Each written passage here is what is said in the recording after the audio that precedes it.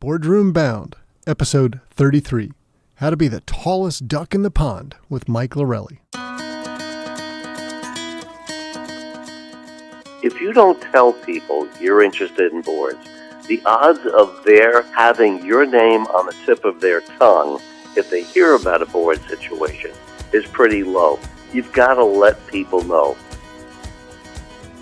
Hello, and welcome to this episode of Boardroom Bound. My name is Alexander Lowry, and this is the podcast dedicated to intentional leadership in the boardroom.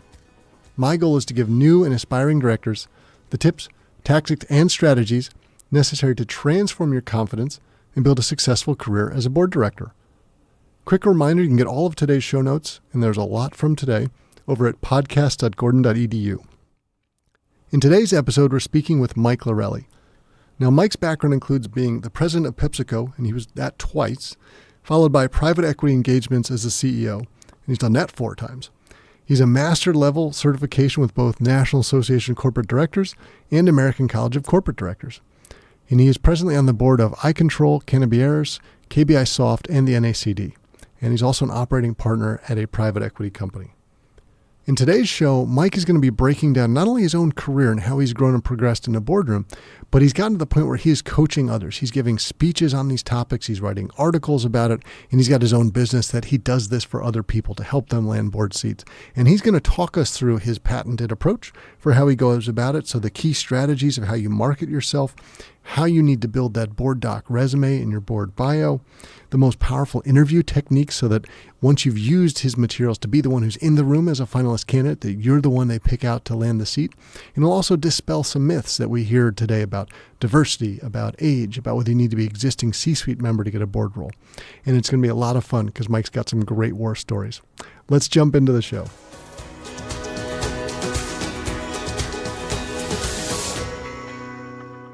Mike Lorelli, welcome to the Boardroom Bound podcast. My pleasure, Alexander. It's a treat to have you here today because not only do we talk about your experience of getting into the boardroom and what that's like, but you coach, you guide, you mentor people around this very topic. So we'll be able to cover it from both perspectives. This is going to be great fun. I think it may be a good place to start is, would you give us a scene setting about your career and how it came about and how you got to that point where you are today? Okay. So, Alexander, the way I would try to answer that succinctly would be, I was blessed, very blessed, to have been given the opportunity to be a PepsiCo president twice. That gave me some credibility. But separately, fast forward to today, I am an operating partner with a private equity firm in New York, a small boutique firm, Falconhead Capital. I am on 4 company boards, plus NACD's board. That's a lot of fun for me. It's great learning for me. But I really enjoy the board subject. I love teaching it. I love writing articles on it for NACD. I love emceeing events for corporate groups who are interested in developing board leaders. And I just love spreading the knowledge and the wealth and the ideas. But most importantly, the ideas, the strategies, the tactics for people who are interested in board seats on how to go about doing that, which is, I know, a big part of what you try to do with your audience, Alexander. And that's the reason why I'm very happy to be doing this with you today. And so, Mike, there's so much that we can unpack from all of this. So maybe we should start at the beginning. People would probably hear that story and go, wow, how could I ever get there? But that all started with one board role. It began somewhere. Can you talk us through how you got that first seat and what that felt like and the transition from there perhaps onto the next one? Yeah. And Alexander, that actually leads into one of the most important tactics, which is everybody in this audience today knows 500 very good, important people, business leaders, and some of those, let's say a very small percent, but some percent will hear about board openings. If you don't tell people you're interested in boards, the odds of their having your name on the tip of their tongue if they hear about a board situation is pretty low. You've got to let people know. The answer to your question is that I had let my boss, Roger Enrico, who was the CEO at PepsiCo, know that I was starting to be interested in boards. He heard of a board situation which actually approached him.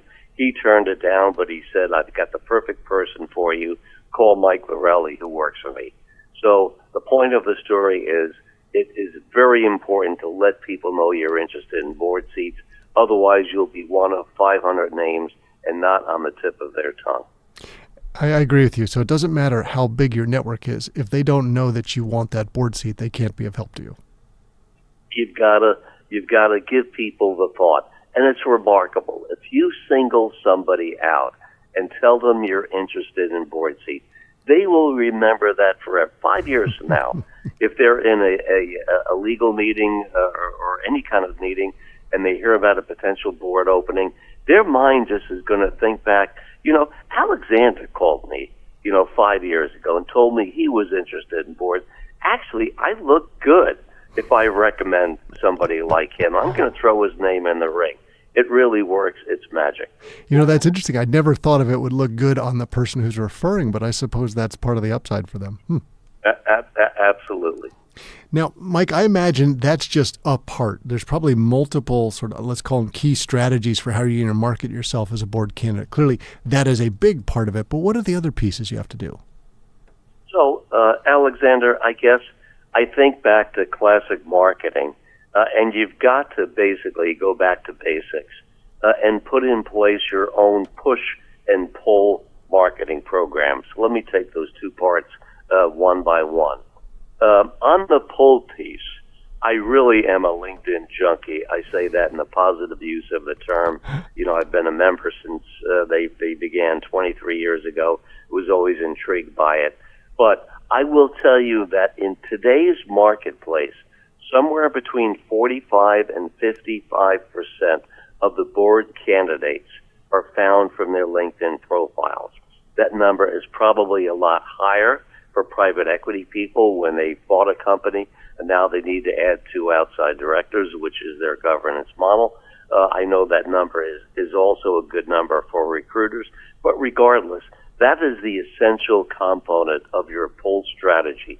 If you have a good, what I call board sticky LinkedIn profile, and a recruiter or a private equity operating partner like myself is doing a query and your name pops up, I don't know that person from Adam, that person doesn't know me from Adam, but I call them out of the blue and say, I've got this board situation. Is this something you could be interested in? That's the essence of the pull strategy. In my coaching practice, which, as you know, Alexander, goes under the banner of Faster Landings, fasterlandings.com, if any of your listeners wanted to take a look at it. And we'll link that into the show notes, too. Yeah. In my coaching practice, I tell people, if you are lazy, and I say this jokingly to people, right? I say, if you are lazy and you wanted to only do one thing that would have the biggest impact, I would tell you, go and craft a board sticky LinkedIn profile and take the next 30 days of the month off. It's easily the most important and the strongest tactic you could apply. I also would encourage your listeners to take a look at my own, which is linkedin.com/IN/Mike Lorelli. So that's the pull part of the strategy. And I'll just side note that, Mike, for you, that I remember coming across yours. I think it was a couple years ago by chance, and I've never forgotten the quote that you have at the top of yours. I would invade China with Mike alone in a rubber boat. I thought it was hilarious, but it's stuck in my head, right? So that's a sticky one.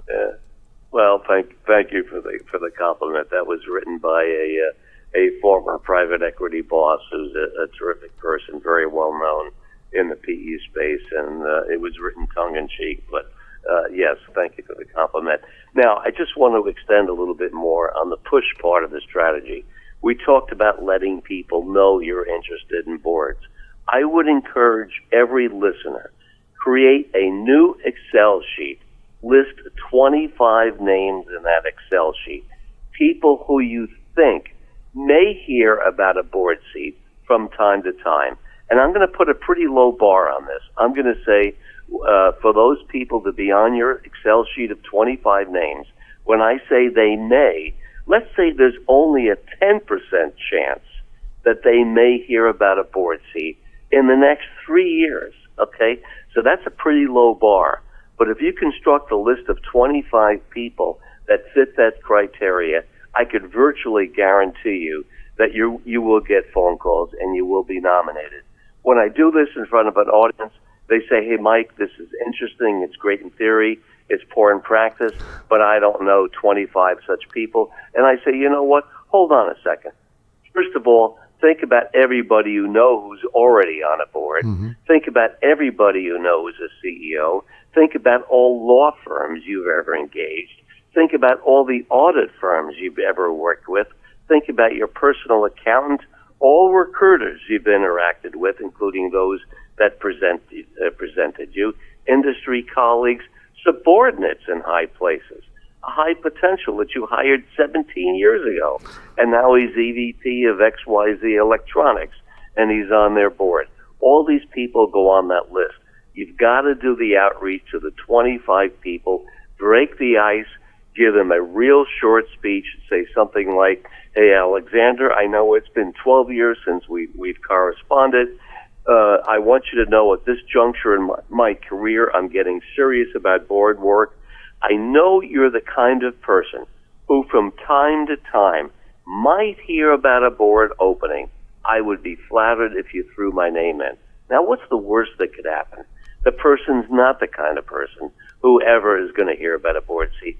Well, certainly they're not going to be angry with you for making the phone call and taking 5 minutes because you flattered them by putting them in that regard. The other strategy, though, that is part of the push tactic is do e-blasts. Private equity firms are a really high potential audience. If you don't mind, Alexander, let me go Please. up on this just for a moment. This is really startling arithmetic. There was a Wall Street Journal op-ed piece November 17th of 2017, a year and a half ago, that stated that as of that date, there were only 3,611 public companies left in the U.S. with over $500 million in revenue.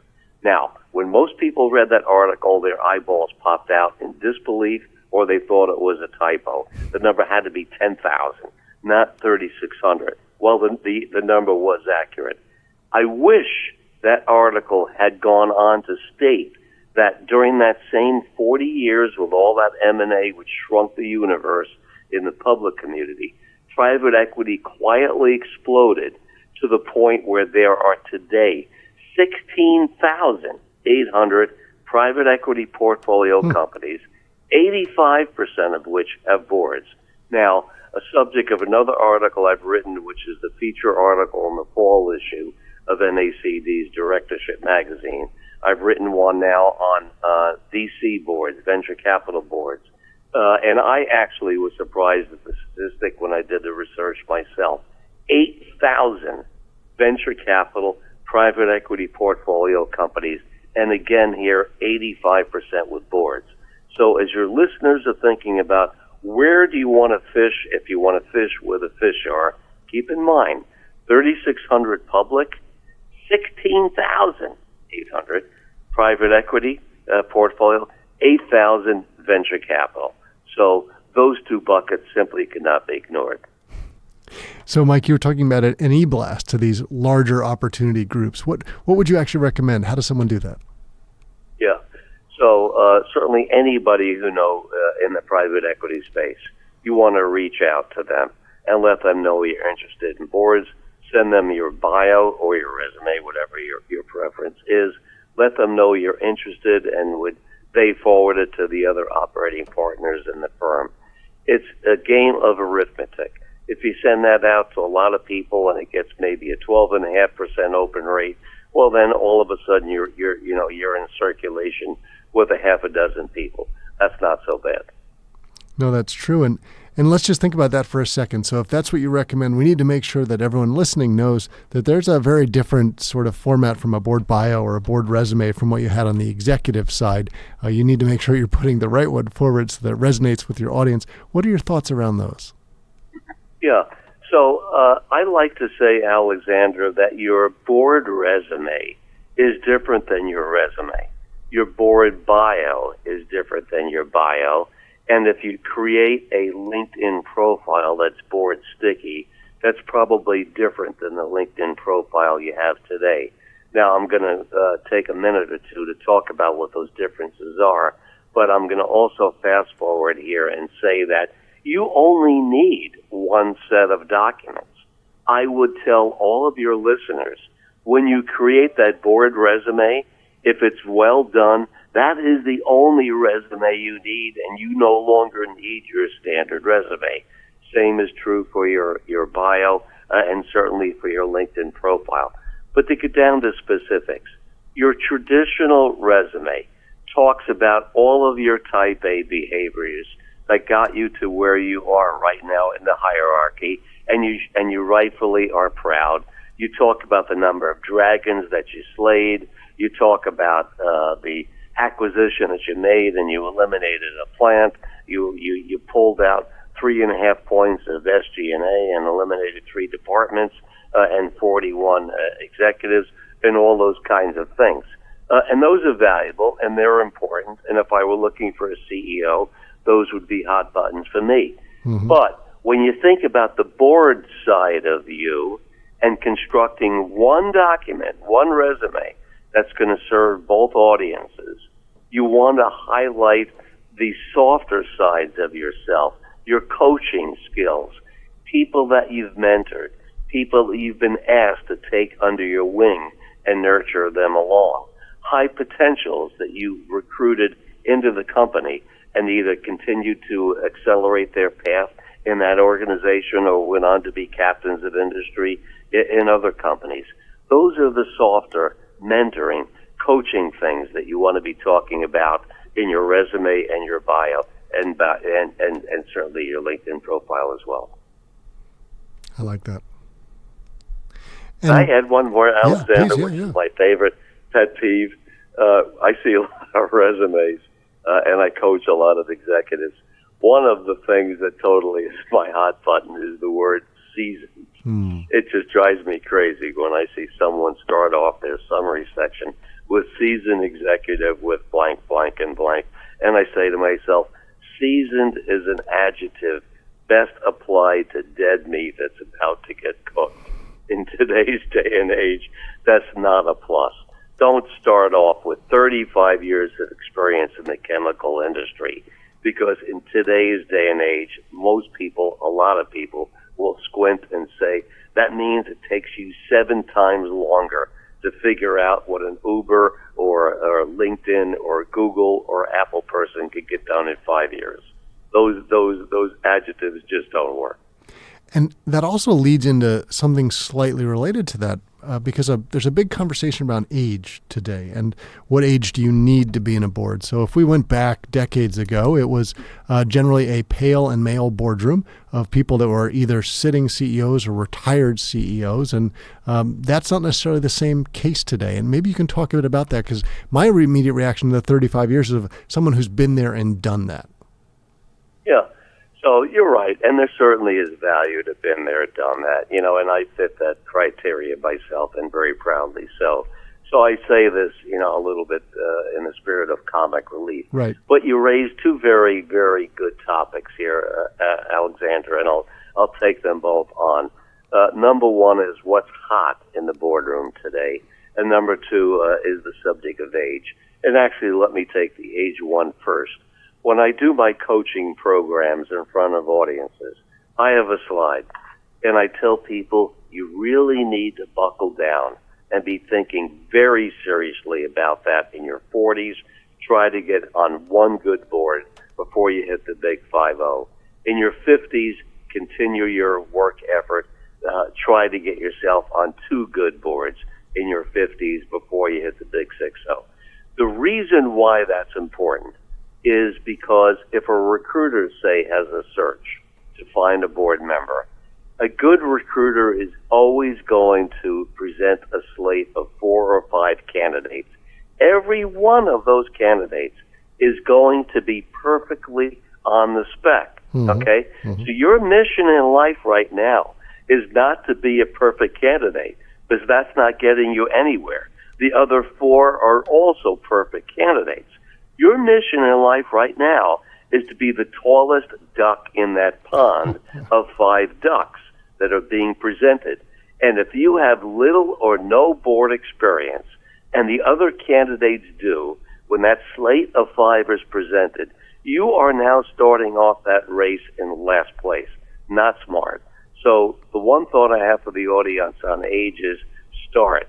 And if you're on this podcast today and you're 67, 68, okay, better late than never. Start now anyway. Right. Now, I want to go back to your other question, which was on the subject of skills and do you have to be a CEO.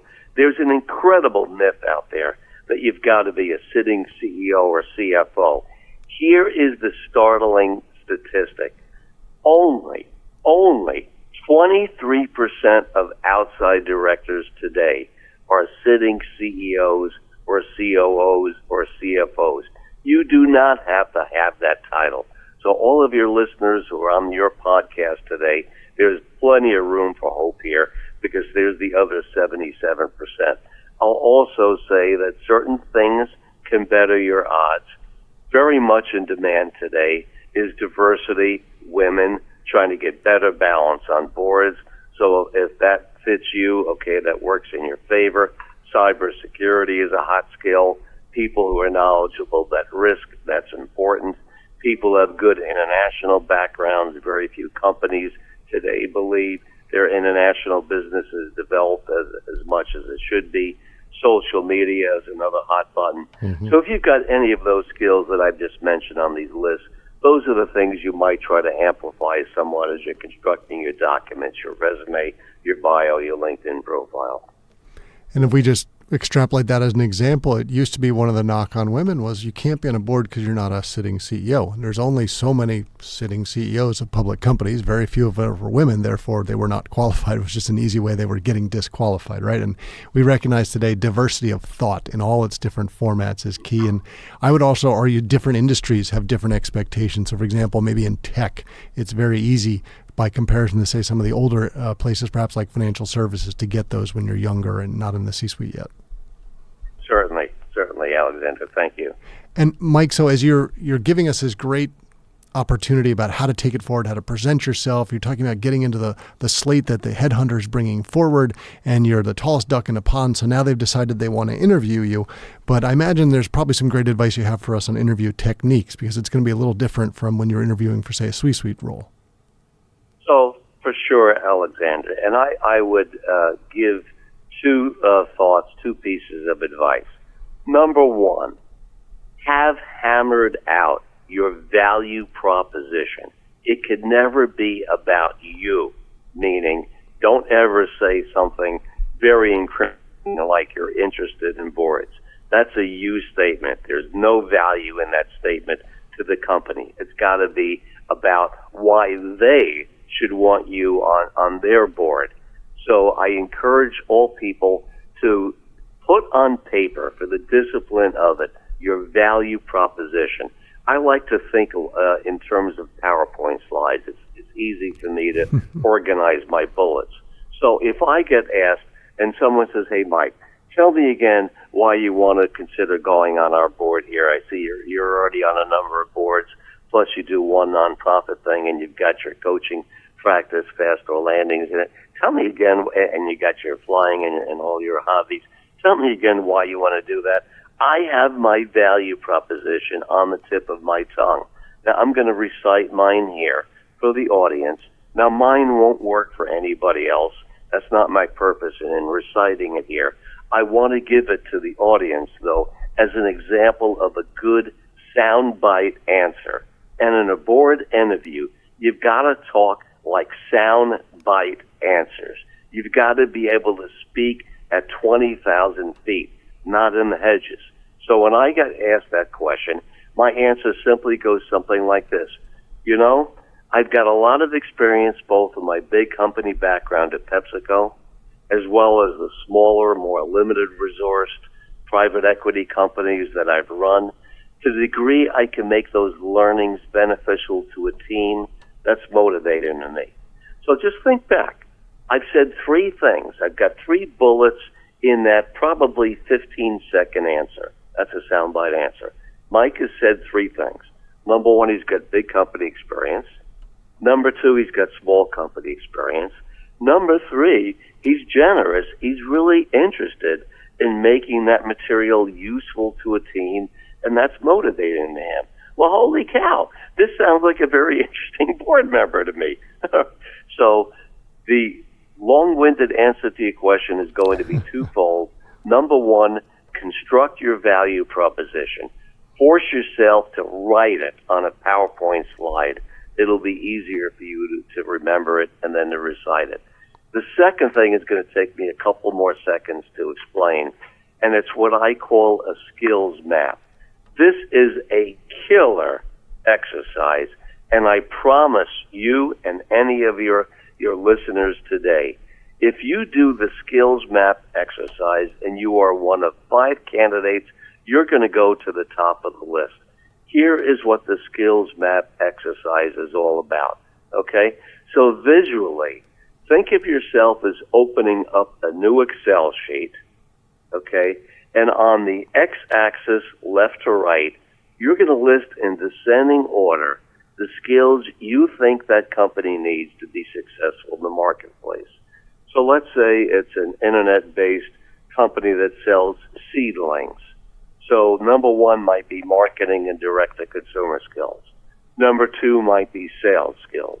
Number 3 might be operations, assuming they do their own fulfillment.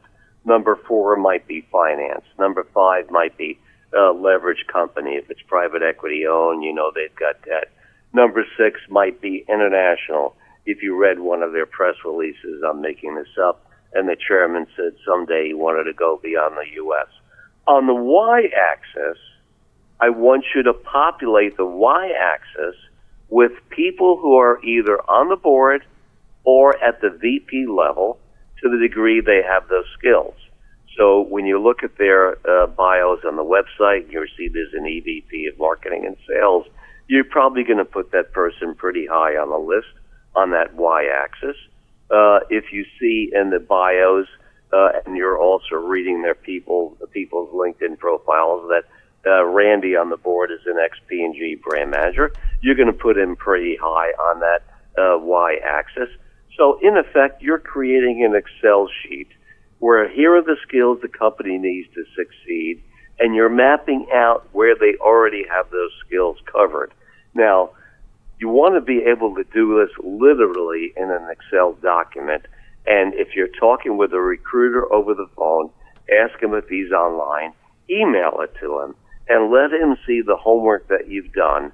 And then hopefully what you're doing is you're finding voids in that skills map that you might fill.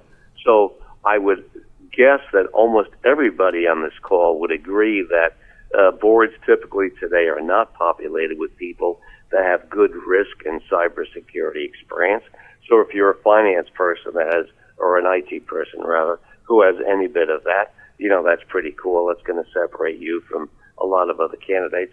But what you want to do is set up this skills map looking for gaps that they have in their present management skill set between the board and the VPs that you might uniquely fulfill. Craft it into an Excel document, email it to the person if you're being telephone interviewed. If you're going for an in-person meeting, literally use it as a handout. Again, I'll just rephrase. On the x-axis, you're going to list the skills in descending order that you think the company needs. On the y-axis, you're going to populate it with names of either their VPs or existing board members. You're going to have a nose out looking for gaps in the skills map that you might uniquely fill. So, Mike, I think that is fabulous stuff. And it's interesting thinking about the other side. A good board's going to have a skills matrix of their people and what areas they need and where they are strong in so they know their own deficiencies. And if you're giving them that insight on the other side, they're seeing that you'd be a great fit because you think in that same way. But also maybe you'll flag for them some differences of what they thought about. So I think that's a wonderful idea to add some value. Yeah, also, Alexander, simply doing that exercise, which will take about 3 hours of work, but you're going to go onto the website and you're going to look at the bios, and then you're going to look at all the names and look up their LinkedIn profiles so that you, as accurately as you can fill out that skills map. But When you show that to a recruiter because you've emailed it to him and you're still on the phone as part of the interview, or you're in an in-person meeting and you use that as a physical handout, you've demonstrated several things. Number one, you're pretty studious. You're pretty serious about this board seat. You're pretty engaged. You put 2 or 3 hours into this. You don't have to tell them that. It'll be blatantly obvious that you put 2 or 3 hours into it. The second thing is, I'm going to suggest that all of your podcast listeners, when they create that Excel list with the skills on the x-axis in descending order from left to right, marketing, sales, ops, whatever they think, it's probably going to be pretty close to what the real picture looks like. So you'll get some credit for that. Plus, I think it's at the end of the day, it's just one of the things that separates you. I'm coming back to the notion that you're going to be one of 5 candidates. All 5 are perfect. Perfect gets you nowhere. You've got to be the tallest duck in the pond. I like that. And Mike, let's stick with that for another second, because I imagine part of not only perhaps what might make your LinkedIn profile sticky, but also helping stand out is sort of having the right feathers in the cap that they go, not only is Mike a nice guy, do we like him personally, but he's got some verification by others. For example, we have had guests on the show. We've had Peter Gleason, who runs the National Association of Corporate Directors. And we've had Clint Allen, who runs the American College of Corporate Directors. I know you are accredited by both of them as well. Can you give an audience a sense of how much something like that adds value? Yes. So there are many things you can do to better your odds. Certainly getting credentialed, as it's called, is one of those feathers in your cap that will better your odds. If you are certified by NACD, and Gleason is a great guy, or by the American College of Corporate Directors, and Clint Allen now has become a very good personal friend. Certainly those certifications add up. They just contribute to your seriousness about being on the top of your game on good governance. I will tell you, without naming the company, one firm where I went on the interview, the recruiter told me, show up at 7:30. The chairman, CEO, will sit you down in the boardroom. He'll spend probably 45 minutes. He'll probably park you there for the day, rotate other people through every 45 minutes, other board members, other C-suite people, and that'll be your day. Get a flight out at 6 o'clock. And I said, fine, this was an Atlanta-based company. I started my day at 7:30 with the chairman, CEO, exactly like the recruiter briefed me it might go. He popped back in around 12 o'clock, interrupted the meeting I was having with one of his people, and said, Mike, what time is your flight? I said, well, it's a 6, but there's a flight every hour in LaGuardia. I don't care. He said, well, I'd like to see you at the end of the day. I said, well, of course. So I'll push my flight back. He walked back in at 5 o'clock, handed me a piece of paper, and said, Mike, here's your offer letter. I know it when I see it. I'd like you to be on this team. I put the search on hold. Do you think you can give me an answer by the weekend? I was spellbound. I did not know what to say. I'm on the security line at Atlanta Airport at 7:30. I pulled out his business card. It had his cell phone number. I called him on his cell, and I said, hey, Mike, count me in. I know it when I see it, too. I really enjoyed talking shop with everybody today. I'm very invigorated about being on your board, and I'm flattered. Now, I got to tell you, here's the end of the story. It was only 3 years later at a board meeting during one of the breaks, I just finally had the courage to say to him, hey, Mike, what the heck did I do right that day that caused you at noon to come in and seize the radio stations and make up your mind and put the search on hold? And he said, Mike, everybody got that you were very serious about board work, and we all picked up on your resume and your LinkedIn profile that you were certified by the NACD and the American College. I hope that answers your question. No, that's a great war story. And I think for all of our audience out there, what I think that shows is what we've talked about today is you'd covered all of those bases and how important then they were. You'd done the pre-work in the sense of they were able to see a profile. You'd had the credentials you needed. You came with the right stories. You'd done the research on the group, and all that came together just like you would want it to do. And you'd be able to stand out from the crowd, be the tallest duck, and they go, this is the guy for us. So that's a perfect way to capture this. Yeah. Yeah. So that really says it all, and it kind of, sums up my feeling about these things. When you're in those interviews, you've got to be a regular person. Don't be stiff. Have fun, be soft, talk about yesterday's game or the golf match, or whatever. Because at the end of the day, people hire people they want to work with and people that they like, people that they admire. People don't hire machines. I think that makes absolute sense. Now, Mike, I imagine some of our audience will be sitting here going, wow, that is fantastic value. I've learned so much. Mike, we're so grateful you were part of the Boardroom Bound podcast today, but I'd like to be in touch. How would you like people to reach out and contact you? So, a very good question. Thank you, Alexander. Certainly, I will make myself available to connect with any of your listeners on LinkedIn.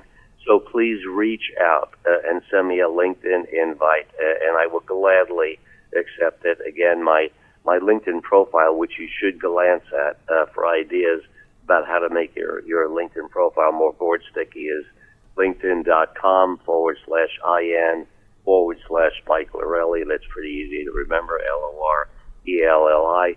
Shoot me an email also, which is easy to remember, MK, my middle initial, Lorelli@gmail.com, and I'd be happy to answer any additional questions your listeners have. And Mike, we will link to those in the show notes, including to your Faster Landings page, which is all about the individualized coaching practice to provide the support and ideas and resources that people need to land a board role. So we can see the expert value that you're bringing today. And we were just delighted to have you on the show. Thank you so much for sharing your insights and helping all of our audience to be more boardroom bound. My pleasure, Alexander. Thank you. That's it for this episode of Boardroom Bound. I really enjoyed chatting with Mike Lorelli. He has such fabulous stories, doesn't he? But so much value to add to it at the same time. So great examples of how you need to build a sticky profile that not only helps you in your search, but gets recruiters to call you. Practical guidance and advice of how you figure out who in your network are the right people to talk to and how to engage them. Also, wonderful thought process that don't just look for the public company board seats, because there's a exponential more number in the private company realm, both private equity and VC world, that you should be thinking about. So easy, actionable advice from Mike that we can all take forward in our searches. Now remember, we had a lot of resources that we talked about today. Those are all listed in the show notes at podcast.gordon.edu. And if you enjoyed this episode, or frankly, any episode of this show, I would appreciate it if you'd open up Google Play or Stitcher or iTunes or wherever you're listening to this. And if you take at most 30 seconds, you can leave an honest rating and review, and that would mean a tremendous amount a lot. I appreciate all of those. I enjoy reading them and thinking about them, but it also helps us share the news with others about this podcast. Now, I'd encourage you to stay subscribed and tune in every week, because we're working hard to bring you great quality content like we did today. So thanks for joining me in this episode of the show. I can't wait to share more stories and strategies from brilliant business minds with you again next week. Keep tuning in to be Boardroom Bound.